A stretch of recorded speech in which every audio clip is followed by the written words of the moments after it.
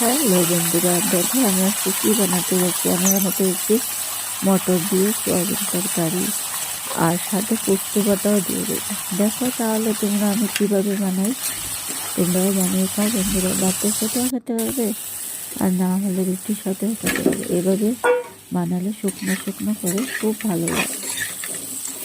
তাহলে দেখো আমি কীভাবে বানাই।